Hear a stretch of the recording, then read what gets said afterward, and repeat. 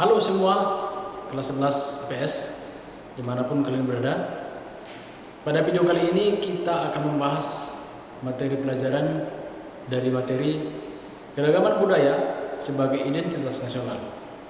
Nah, dalam video ini kita akan membahas materi dari definisi kebudayaan, wujud kebudayaan, unsur-unsur kebudayaan, dan faktor-faktor yang membentuk kebudayaan.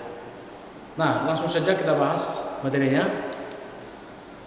Nah, yang pertama kita akan bahas definisi kebudayaan. Yang dimaksud dengan kebudayaan adalah kata budaya ini berasal dari bahasa Sanskerta, yaitu budaya. Kata budaya merupakan bentuk jamak dari budi yang berarti budi atau akal. Kebudayaan dapat dipahami sebagai hal-hal yang berkaitan dengan budi dan akal seperti pikiran, rasa, dan karsa. Nah, yang dimaksud dengan karsa ini adalah kehendak daripada seseorang untuk menciptakan sesuatu. Itulah yang disebut dengan istilah karsa. Nah, kemudian kita akan membahas definisi kebudayaan menurut ahli.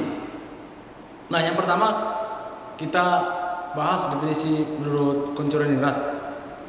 Yang dimaksud dengan kebudayaan adalah merupakan keseluruhan sistem gagasan, tindakan, dan hasil karya manusia dalam rangka kehidupan masyarakat yang dijadikan milik diri manusia dengan belajar.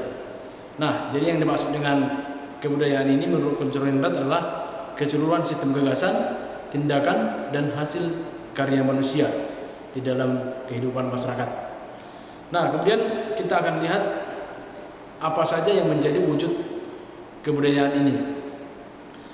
Ada 3 wujud kebudayaan. Yang pertama adalah gagasan, yang kedua tindakan, dan yang ketiga adalah hasil karya manusia. Yang pertama kita akan bahas apa yang dimaksud dengan gagasan.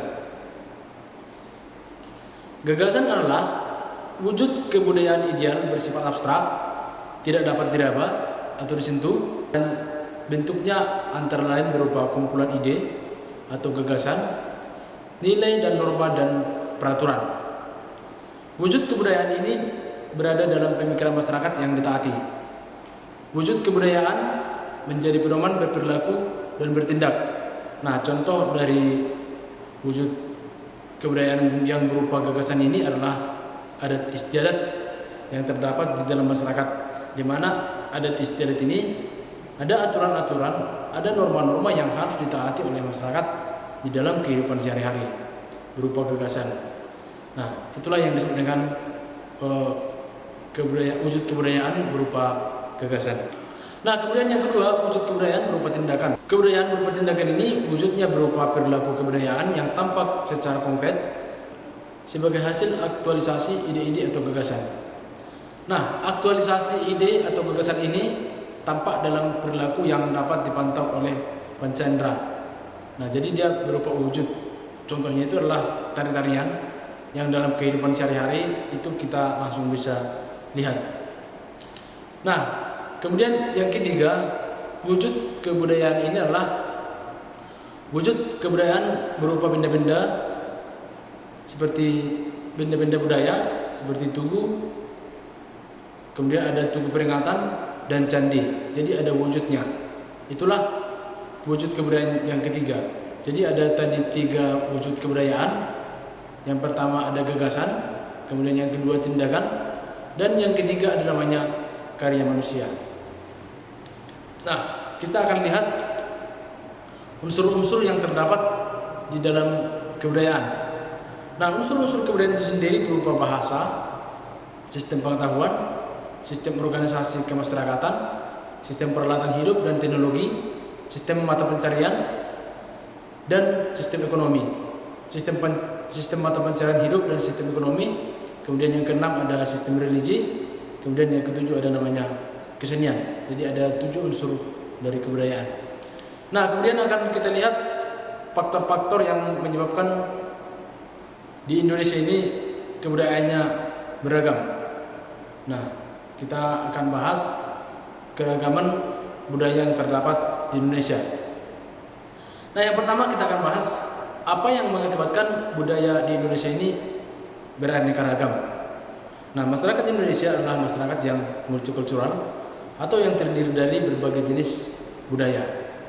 Nah, penyebabnya itu adalah yang pertama seperti yang kita ketahui, asal usul nenek moyang bangsa Indonesia.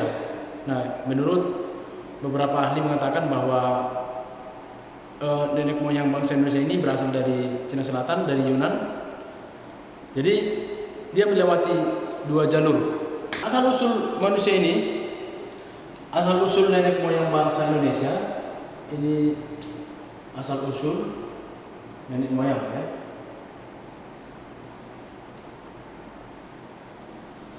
Bangsa Indonesia.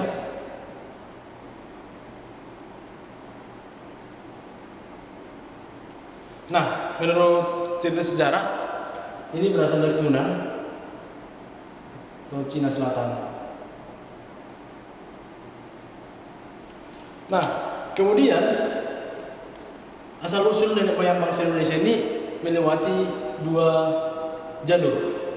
Di Cina Selatan ini ada yang melewati dari jalur barat, yaitu melalui Sumatera, Jawa. Ini jalurnya ini melalui jalur barat. Nah, kemudian ada yang jalur timur melalui laut. Ya, ada dari Pulau Kalimantan. Nah, kemudian ada yang dari Pulau Sumatera melalui dua jalur. Nah, akibat dia melewati dua jalur ini contohnya ini Pulau Kalimantan. Ketika mereka melewati jalur-jalur ini, mereka memiliki pengalaman yang berbeda.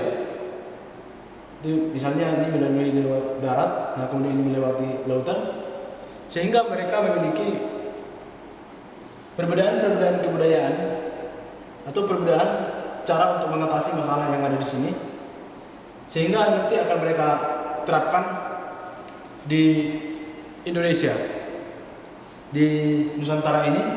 Jadi mereka memiliki pengalaman yang berbeda antara jalur barat dan jalur timur, ya, sehingga mereka memiliki pengalaman berbeda, dan kemudian nanti itulah yang menjadikan budaya mereka menjadi berbeda juga. Jadi asal usul nenek moyang juga dapat mengakibatkan terjadinya perbedaan kebudayaan masyarakat di Indonesia.